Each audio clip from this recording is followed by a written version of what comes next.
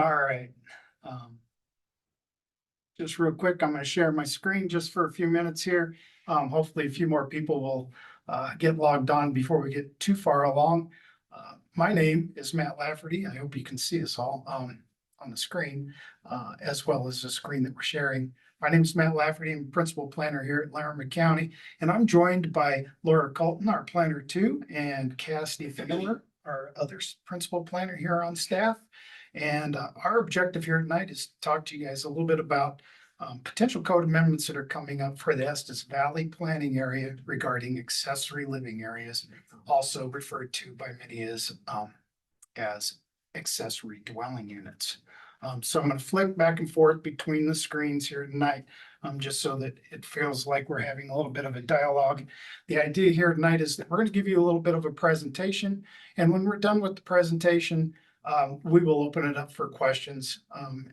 Time permitting, how much time we have left, we'll answer a few questions, and then we'll follow up this whole session in the future with a questionnaire that we'll put online to get your actual input after you had time to think about what's been discussed here tonight.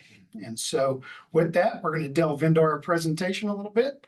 I see that we have currently 4 participants, which there's probably a couple people watching together. So just bear with us and we'll get started on the presentation. So why are we here? That's a big question. We're here for a couple of reasons tonight, and we'll talk about each one of those reasons. The first is to highlight House Bill 24-1152, which was passed by the state of Colorado last year. This House bill suggests that municipalities such as the county or other municipalities that are located within what they call the Metropolitan Planning Organization boundaries, which occurs mostly along the Front Range and has a population of over 1,000 people, have to provide an opportunity for homeowners in all residential areas to build a accessory dwelling unit on their property, assuming that they can meet certain provisions for water and sewer and whatnot, as a use by right, that they can do an administrative review. That House bill said that these accessory dwelling units had to be somewhere between the size of 500 to 700 square feet. That's what had to be provided for. The town of Estes does not fall within the metropolitan zone district and does not meet those qualifications. However, House Bill 24-1152 goes on to say that those communities, such as the greater part of Larimer County and the town of Estes and others, that adopt provisions for accessory dwelling units that meet the provisions of the House bill, are entitled to obtain certain grants, potential grants, to help people apply for these applications to get funding to offset some of the costs associated with processing applications or getting permits or doing some of those things. It's yet to be seen how those grants will be achieved or acquired, and how much they'll be for, but there is that opportunity. And so one of the things we want to do here at Larimer County is maximize the potential opportunity for our residents to look at these things and to provide an opportunity for them to get additional funding to build these types of structures on their property if plausible. And so that's one of the primary reasons why we wanted to talk a little bit about this. That House bill spooled up a lot of conversation across the Front Range. Larimer County, and you'll learn this in a few minutes, proper, not the Estes Valley portion of the Larimer County area, currently it provides for an accessory living areas is what we call them. And we provide those as a use by right. You just need to get a building permit and meet certain infrastructure provisions in order to get that. And so we wanted to open that up and make sure that we're providing that opportunity to all areas of Larimer County. And the only area that currently doesn't offer that opportunity is the Estes Valley planning area. So that's our first reason for doing this. The second reason that we're doing is Laura Colton will give us just a little bit of background on why we're wanting to address it from another perspective. Thanks, Matt, and thanks for having me. I'm Laura Colton, Planner 2. So another reason we recognize wanting to kind of implement this code update for accessory living areas is to address housing issues such as the need for more multi-generational housing, housing affordability, housing attainability, and workforce housing, especially in the Estes Valley area.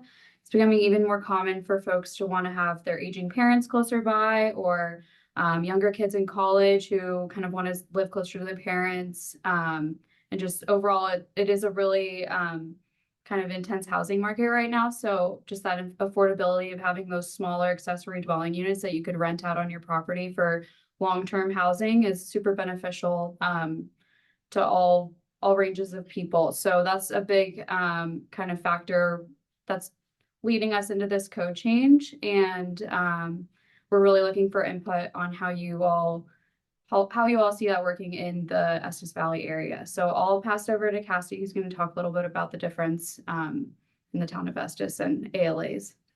Thanks, Laura, and nice to be with you all tonight.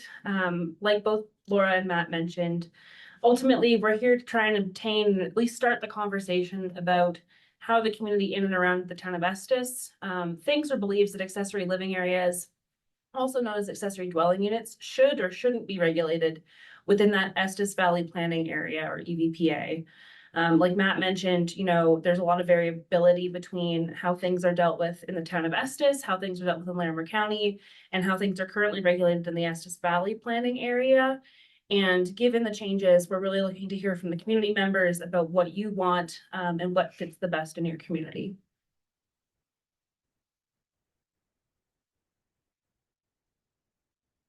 Thanks, Cassidy. So just to give everybody a little bit of perspective as to what Cassidy was just saying, there is some variations between how Larimer County looks at accessory dwelling units and the town of Estes looks at accessory dwelling units. And then there's even more discrepancies between how we look at it for the Estes Valley area. So if somebody was living up in the area of Estes, there might be some questions as to which code do I follow, how does it impact me, and what can I do? And some of that confusion started, and I'll give you a little bit of history. In 1963, Larimer County adopted zoning. We got a train coming by. I hope that doesn't bother you all. 1963, Larimer County adopted zoning for the entire county, and that included portions of the properties around the town of Estes Park. And that zoning was in place until 2000. And that zoning is the same zoning that we use currently today in Larimer County. In 2000, the town of Estes, along with Larimer County, got together and said, hey, why don't we work together? And we formulated an agreement called an intergovernmental agreement. And we agreed, the county and the town, that the area known as the Estes Valley area, which we'll show you a map of here in just a few minutes, would actually adopt zoning that is consistent with the town of Estes, what their zoning designations were. Furthermore, the town and the county agreed that once that zoning was adopted, that the town standards for development that are in their land use code would be used for the development of properties outside of the town, but within the Estes Valley planning area. That process continued from 2000 to 2020. And in 2020, there was a time when we all just agreed that the process wasn't working as smoothly as we'd like to. And so we dissolved that agreement in 2020. And in doing so, those properties around the town reverted back to the town or to the county's control. And we recognized that there was a need not to rezone all those properties to match back up to the county zoning. So we adopted Article 13 in our land use code and adopted the zoning districts that were currently in place when those properties were in the being controlled by the town. Additionally, we adopted in Article 13 a variety of standards that came out of the town code so as not to just turn the coin upside down and make everybody confused with what rules to follow. And in doing so, over the past 5 years, the town has modified their regulations as it pertains to certain things, and the county's changed our regulations as it pertains to certain things. But Article 13 remained as it is, and it's a bit confusing, as we're going to show you tonight, And we want to get back into alignment with either the town or the county or some mix in between as it relates to accessory living areas. So that's kind of how we got here. It was kind of a long path that the county took and the town took, but this is where we're at today. So with that, I'm going to ask Cassidy just to give us a little bit of idea of what the Estes Valley planning area is. Yeah, thanks, Matt. So the Estes Valley planning area consists of properties that are located within a defined area, so a specific area of Larimer County that's specifically surrounding the town of Estes. These properties, like Matt mentioned, are not considered to be within the town, so they do fall under the jurisdiction of Larimer County. But like Matt mentioned, there's specific articles in our land use code, being Article 13, that would apply to these properties. These properties are therefore not subject to the land use regulations for the town, but for the county. And we'll go into a little bit more detail about where these areas fall on that map that's in front of you. Okay.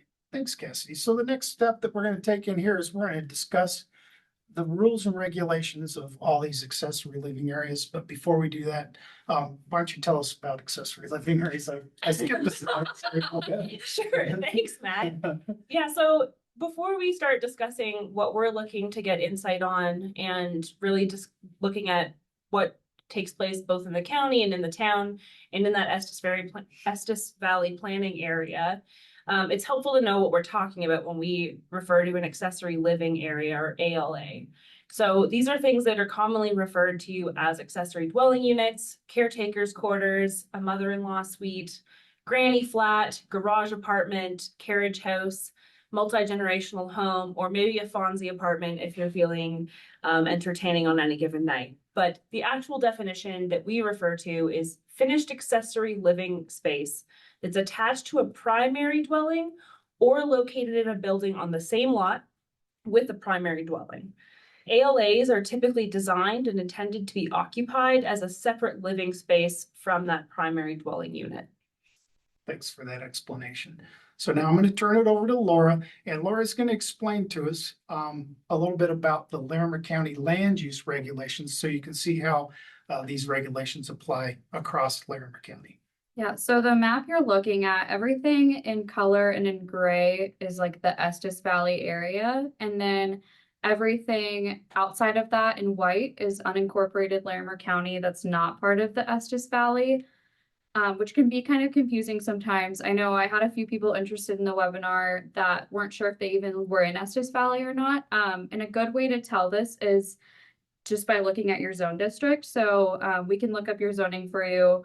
But if you're in a zone district called like open or RR2, that's our standard unincorporated Larimer County zone districts. But if you're in the Estes Valley, it'll be something like EV-E1, like Estes Valley Rural Estate. It'll start with that Estes Valley kind of beginning, and that's where we differentiate the plan area from the just unincorporated Larimer County area.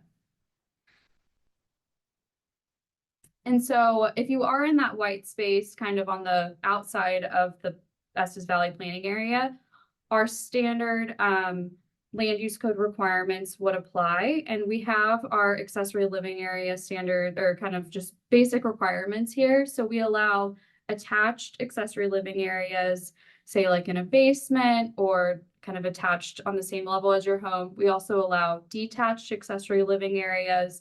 Both just require a building permit as long as you're meeting our size limitations, which are in the third kind of row down. In general, we don't want the accessory living area to exceed 75% of the size of the primary dwelling. And then we have three different tiers based on lot size. The first being for lots smaller than or up to 15,000 square feet, you can have an accessory living area of 900 square feet or 75% of the dwelling, whichever is less of the two. The middle tier is 1,000 square foot limit for those lots between 15,000 and 100,000 square feet. And then finally, the third tier is if you've got a lot that's 100,000 square feet or larger, you can have an accessory living area up to 1,200 square feet, still not exceeding that 75%. How much is 100,000 square feet? That is 2.29 acres, Matt, thank you. I just wanted to declare it because people don't understand calculating that off the top of their head. Yeah, there are lot area requirements, but that's only for determining the size allowance of an accessory living area. So regardless of the size of your property, you're allowed to have an accessory living area. It just may be limited to that first tier of 900 square feet. And then we don't have an established limit of how many people can occupy an accessory living area, but that is regulated through building, health, and fire regulations. We allow rentals in accessory living areas, no short-term rentals, but you can rent out for periods of 30 days or longer.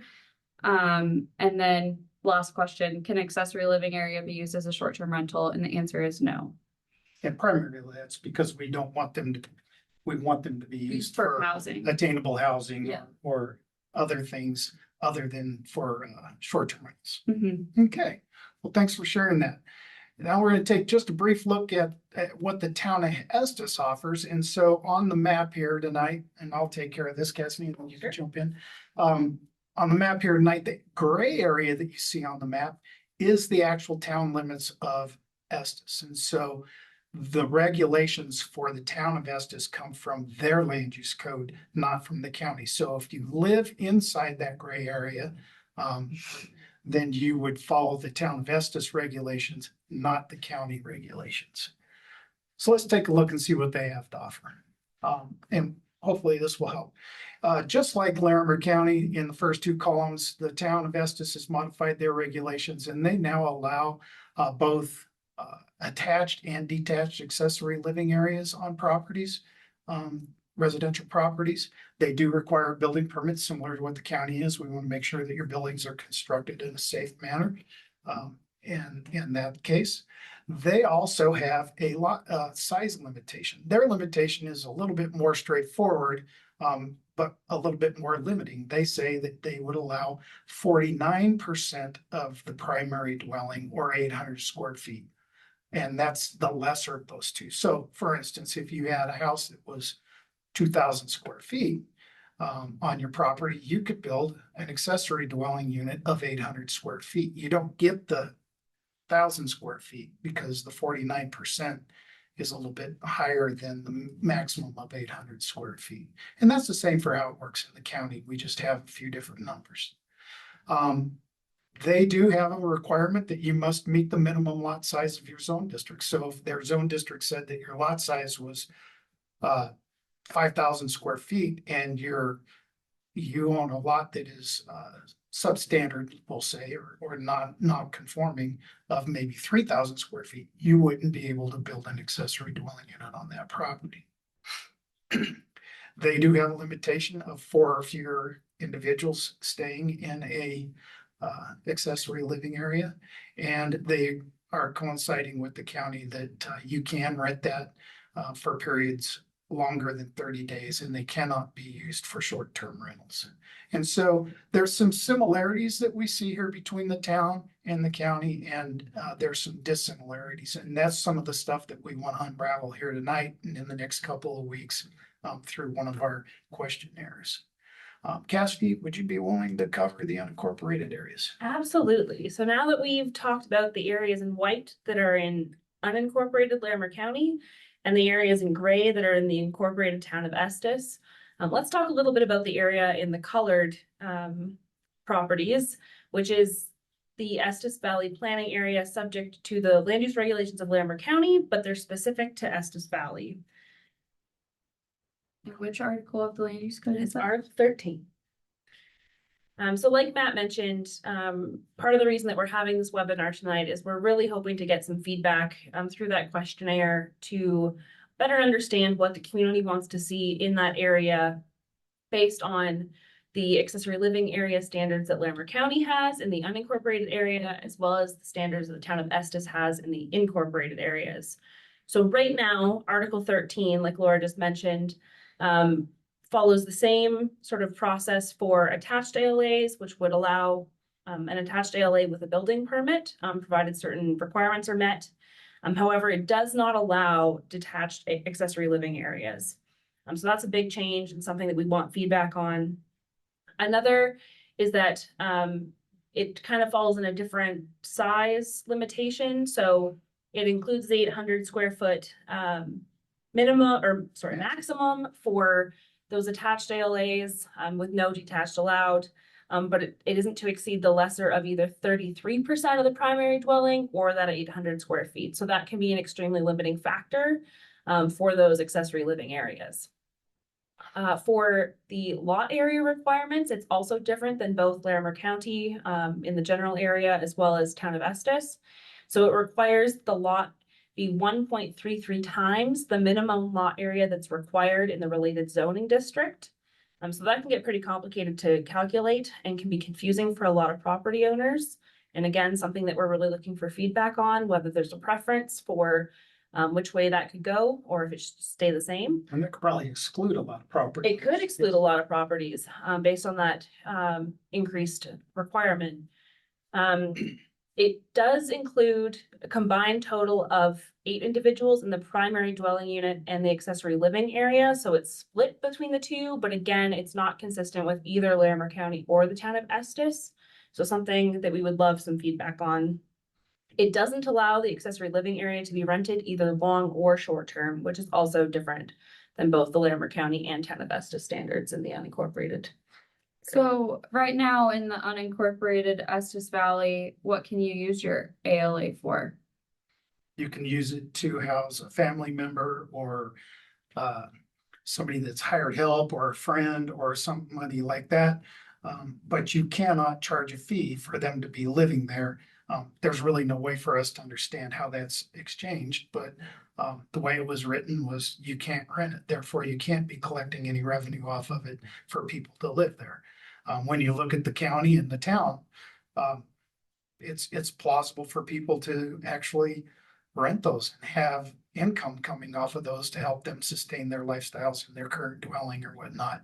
It also allows an opportunity that if I chose in maybe in Larimer County, I could move into my accessory living area and rent my primary dwelling out. And maybe that gives me, maybe I'm not a full-time resident in the area. That allows me to rent my home out to offset my rental costs on my house. But it gives me an opportunity that when I do come to town, I could stay somewhere. I could stay in my accessory living area and not bother those people that are living in my primary dwelling. And so there's lots of reasons for why we would want to allow rental to occur. Certainly we want people to be able to make revenue off of them. They're very expensive to build in any case. So yeah, Thanks for clarifying. yeah, that's a great question, Laura. So as was kind of indicated, there's a couple of areas, and they're highlighted here in red, where there is a discrepancy between all 3 codes, and we really want alignment. What I think Larimer County would like to do is to erase what is happening in the unincorporated areas of the Estes Valley area, and then either lean in the direction of conforming to the standards that Larimer County currently has for the balance of the county, or if people feel really strongly about it, we can lean more towards the town of Estes standards. We have met with the town of Estes on this, and in discussing it with them, just so you have their edification on this, they agreed that we might want to lean more towards the county standards. They like the idea of a little bit larger square footage of dwelling square footage, providing an opportunity for good housing. Maybe a family can move into one because it's a little larger than some of the smaller ones. We also talked to our Estes Valley Planning Advisory Committee, which is formulated some residents in the area, and they agreed in large part that we should lean a little bit more towards the county. And I know that the town is going to be modifying their regulations for their entire land use code, and in doing so, they may modify their actual regulations pertaining to this. So given that, that's kind of where we're at with this project. We really want to hear from you. We're going to open up the floor in a few minutes just to have you guys give us some questions, and maybe we can answer your concerns or your questions on this. But following this webinar later this week, we will post online at larimer.org/planning under the webpage for this project. we'll post a questionnaire, which will ask your opinion. Do you want to have attached and detached? Do you even want to have them at all? And what limitations should we follow? And so we'll put those questions out there, and then hopefully you'll respond to those so that we can then formulate some recommendations or some advice to the Board of County Commissioners and our Planning Commission so that they can help us make a decision for the long-term future of these regulations. So with that, there's a couple of other things that we should consider when doing an accessory dwelling unit. It's just not one of those things that you just up and build and say, well, I have the right to build it and whatnot. There's some things that can constrain and drive the cost of these up, and we want to share those ideas with you. So I'll open it up to Laura. You want to give us an idea of some of the bigger issues? So right now, if you live in unincorporated Larimer County outside of the Estes Valley Plan area, you can come into our office and apply for a building permit for an accessory living area. However, we want to make sure that you have adequate water, adequate sewer, whether that be a septic system or a public sewer, adequate fire protection, and we also want to make sure that you have adequate parking on the site that you're proposing the accessory living area. Water is a really big topic in the county, and oftentimes water providers are requiring people to pay additional fees when they want to build an accessory living area, whether that be tapping off the main line they already have or adding a new tap to the property, which can be pretty costly. But just know that those are kind of the four main things we look for before you start applying for the building permit. And that can often slow people down or stop the project completely. So it's a big thing to consider if you individually are considering building an accessory living area. Right. And so I'll just chime in a little bit on that. So for instance, on your online lot septic, a lot of people have septic systems up there. If your current septic is taking up a significant portion of your property and you went to add an accessory dwelling unit, you might have to put an additional septic and leach field on your property. And so there might need to be additional space to accommodate that. And so before you start hiring architects and engineers and people to design an accessory dwelling unit for you, which can be a rather expensive process, and before you even get a building permit, you should check with the Larimer County Health Department if you're on a septic. Is there sufficient room for me to do this? You're dealing with ground in the area that's predominantly rock and doesn't have the same percolation that you would find along the Front Range here. As Laura was saying, water is very expensive, and so you might delve into it and find out, wow, in order to build one of these, I have to spend $50,000 or $60,000 to get water, and that could just put a dent in somebody's pocket to cover that. In addition to that, you need water for fire protection. So if there's not a fire hydrant in the area to help control fire, if something were to happen to the structure, it might be possible that the building department or the fire district requires you to put in a sprinkler system. That can add cost to one of these dwelling units. We also want to make sure that parking is provided on site. And so if you're going to add a accessory dwelling unit, at least one parking space is going to have to be provided on the property in addition to the parking that's already provided on lot. And so those are things to consider, because you can spend a lot of time and money and effort talking to your architects or engineers and then get halfway down the path of paying them money and find out that some of these other things aren't going to work. So if you can hedge those off first and get good answers on those before you start, you might save yourself a lot of heartache and a lot of money in the long run. Cass, Lori, Lori, Lori. I was just going to add, and I think Laura touched on this a little bit. These are all things that you can look at before you even come to the county planning and building divisions to apply for your building permit. So we do recommend that if you are interested in constructing an accessory living area and you're allowed to do so under that building permit, we highly recommend that you reach out to your water and sewer providers or the Larimer County Department of Health and Environment for septic, as well as your fire district, to just make sure that you know what the requirements are, if any upgrades or changes are required, and if that would preclude you from building an ALA or cause any issues. So by all means, don't wait for us to tell you to do it. You're welcome to reach out to them to ensure that you can address those challenges. Good. Thank you. anything else you want to add, Laura? No, I've got a question, maybe when you Yeah. go to the next slide, Next slide. if you want. Okay. Yeah, so I think it might be helpful for everyone to understand, we're talking about updating the land use code. Who is in charge of allowing us to update the land use code? How does that happen?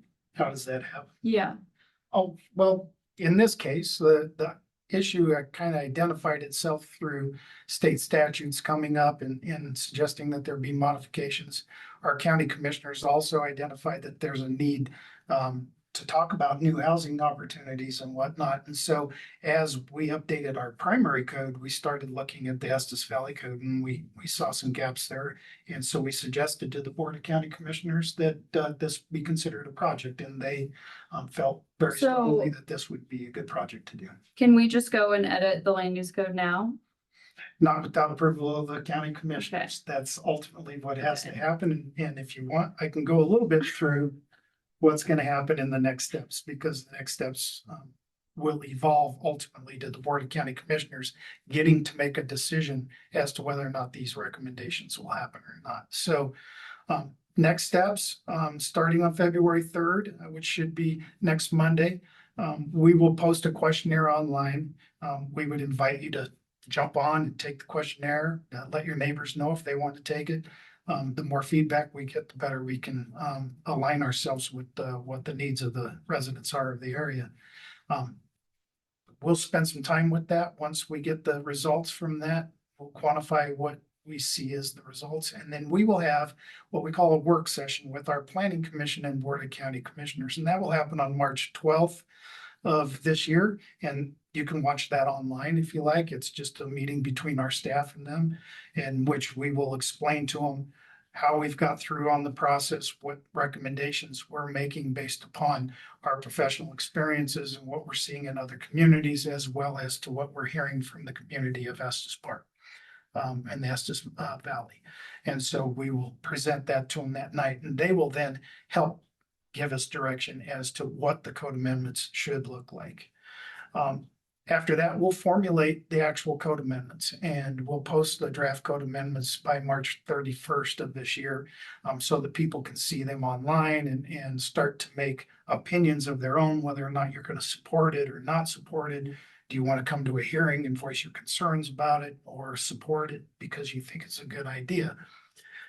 Once those amendments are posted, tentatively, we have what we call public hearings, and those are where our Board of County Commissioners or our other commissions will get together, and we'll present the actual recommendations to them, and then we will hear from them as to whether or not they support those recommendations or not. So the first of those would be with our Estes Valley Planning Advisory Committee on April 17th. And we'll come up to Estes and meet over at the senior center there at the recreation hall. And we'll talk to them. We'll say, this is what we found out, and this is what our recommendation is from a staff perspective. Maybe there's a different recommendation representing the community. And then we'll hear from the Planning Advisory Committee as to what they think the options are. And the public is welcome to come to those meetings and offer comments at that. The same thing will happen on May 21st with our Larimer County Planning Commission. We'll present the same information to them and explain to them what we've heard so far, and we'll allow them to give us advice or to make a recommendation on what they think that the Board of County Commissioners ought to adopt. And then on June 9th, the final hearing should happen, and that's with your Board of County Commissioners. They're our elected officials, and they get to make the final decision on this. They can approve them as we recommend them. They can deny them. They can make changes to them and do things at that meeting. And those meetings are all open for public testimony. And so if you're in favor of it and you feel strongly enough about it to attend the meeting and say, hey, I feel strongly about this and I want to support these regulations, then come to the meeting, or they're virtual, so you can come online and give your support there. If you're opposed to them, same thing, jump online, give your opinion on that. That's what our democracy is about, is that people be allowed to give their opinion on these things. And so that's kind of the next steps that we look forward to doing here in the next couple of months. And with that, I'm going to close off the presentation, and I'll invite those that are online. It looks like there's 4 of you online at this time. We have ample time. It's like 5:30. I think if we go to 6 or a little bit after, that would be fine. But we would open it up to see if you guys have any questions. If you do, raise your hand and I'll unmute you so that you can talk. There's a raise hand function on your screens. If you use that, we will unmute you. Also, if you have any questions that you think of afterwards, feel free to, we'll have our contact information available. Christy, you're allowed to unmute and ask any questions that you may have.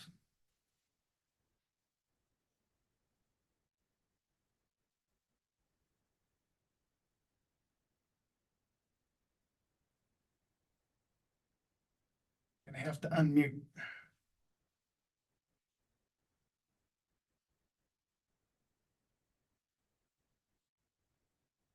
Christy, we promoted you to unmute if you'd like, and ask your question or comment.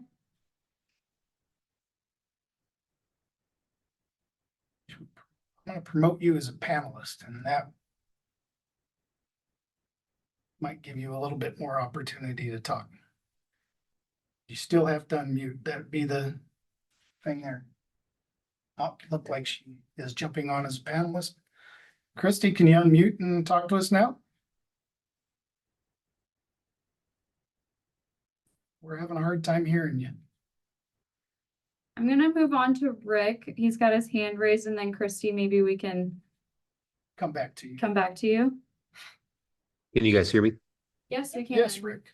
Okay, very good. Well, first, thank you for putting all this information together. It's been very helpful. So you guys have certainly answered most of the questions and appreciate that. I just wanted to share the thought that it makes sense to me that you would bring it underneath the Larimer County purview of things, only because that's what you have control over and that is your area. I'm not 100% sure why Estes Valley planning area has always been treated differently. I think probably there's a variety of reasons, some of them well-intentioned, but I think it sows a lot of confusion. And having Larimer County be Larimer County and the town of Estes be the town of Estes seems to eliminate some of that. So I guess from my standpoint, we're kind of interested in this conversation because of family, generational living. We do live out on Dry Gulch and have a little bit of land out there, and launching our children off into their own independence, but also mostly getting them out of our house without them going broke is also a goal. So we're interested in this being a possibility, and seems like we're heading the right direction, and appreciate you guys working on it. So. Sure. That's great. Thanks for the feedback, Rick. Just a quick response, Rick. The Estes Valley was just treated differently because at one time in 2000, as we were talking initially in the meeting, the town and the county saw the Estes Valley as relating a whole lot better to the town of Estes itself. And once you go past this Estes Valley area, it's very rural. And so it was decided at that point that people would be allowed to develop more consistent with how the town was developing versus a very rural environment right outside of the district. And that's a lot of the reason why it went that way. And we're going to be working on more code amendments in the Estes Valley area to maybe dial back some things and align them with the county, because it's easier for our staff to apply those standards. But if it makes sense to be in alignment with the town on certain things, then we should be in alignment with them on it. For instance, for a long time, we allowed our sign regulations to conform to what the town sign regulations were, so that it looked consistent up there, and that we didn't have two different sets of sign standards. But when we dissolved the agreement, we've actually moved back, and now we have the county sign regulations different from them. And that can create some visually different looking things and some issues that maybe some people are uncomfortable with. So that's kind of how it came about. But we appreciate your thoughts. Thank you. Christy, would you like to try to unmute again? I see it blink and then it just doesn't, you're not unmuting for some reason. I'm going to suggest that maybe, Christy, if you want, well, actually, there's join, I think. I can see you twice now. I was going to suggest maybe you can log off and then log back on. to the webinar, and maybe that would free it up. We've got, Justice has their hand raised. Hi, can you hear me? Yes, sir. Hi, thank you for having this. I appreciate it. I have a really long story, probably not suitable for this venue, but my family has owned a property here for over 100 years. We have an accessory dwelling unit that was rented out as a vacation rental. And the zoning prior to 2000 here was A1. There was A1 and A2. And A1 allowed vacation rental or cabins. A2 was like motels and stuff. They changed the zoning. They changed the zoning in 2000.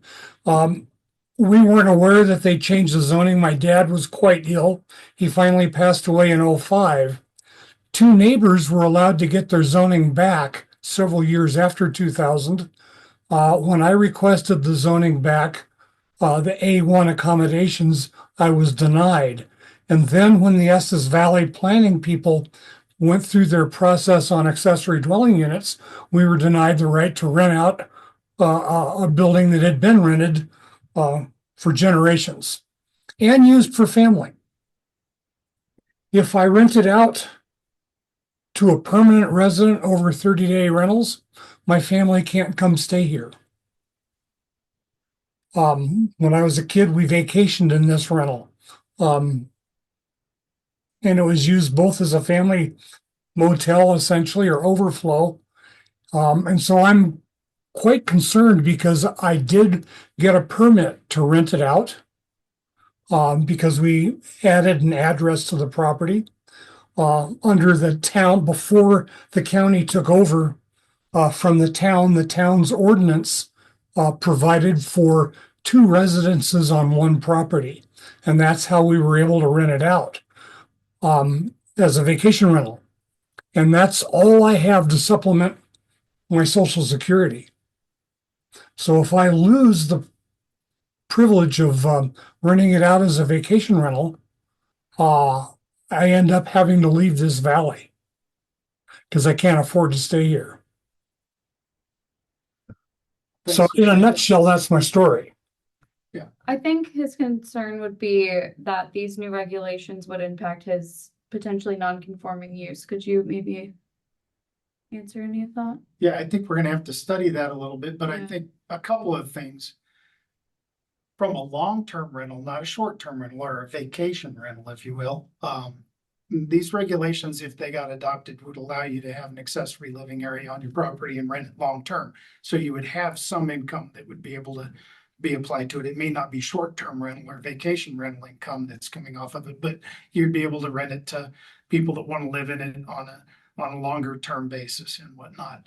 As far as your situation as it relates to can you use it for a short-term rental, we're gonna have to look at that. It's when you first started talking, you said you were in the accommodation zone district, and I think that there were some provisions in the accommodation zone district that might allow you to continue to use it as a short-term rental, and so we would want to study your property specifically.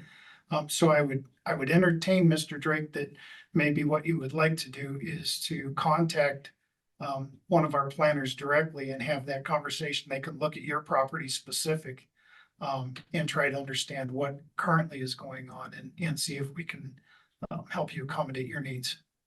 I would be happy to come down and visit with you guys. Okay, great. We're generally here just Monday through Friday, 8 to 4, if you ever want to come into the office. Should I make an appointment? Yeah, we've got, if you go to our website, it's larimer.gov/planning. There's a way you can make an appointment at the top of the website if you'd like. Yeah, that would be easier for you guys, I'm sure. Yeah, and that way we can do some research on your property before you come in. But yeah, we'd be happy to talk to you about it. And I can follow up with you afterwards and send you that link if you need. All right, I can find it then on the Okay. website. All right, Perfect. thank you very much. Yep. Okay, thank you. Rick, you've still got your hand raised, so I'm gonna promote you one more time. My apologies. I'll lower it.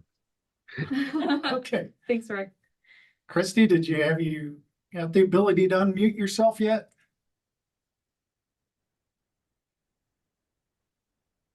Don't see it's happening. Christy, I would invite you to call me tomorrow. My direct line is 970-498-7721. Any of you can call me directly if you like, at any time, and I can talk to you about these things. But Christy, feel free to call me and I'll try to answer your questions and help you out with those things. I think that you actually emailed me earlier in the week, and look forward to talking to you. Great. Well, thank you all for joining tonight. We look forward to the feedback. We'll provide a link to the questionnaire when it gets created and posted on the website. If you have any other questions, feel free to reach out to us individually. Our contact info is on the website. Or if you have any general questions, you can always reach out to planning@larimer.org as well. We'll put this video up online. So if you have any neighbors that want to come in and observe what the presentation was about, feel free to invite them to do that. Or if you want to go back and watch it again and understand what was discussed, feel free to do that as well. And we thank you for your time. Thanks, everyone. Have a good You night. have a great evening.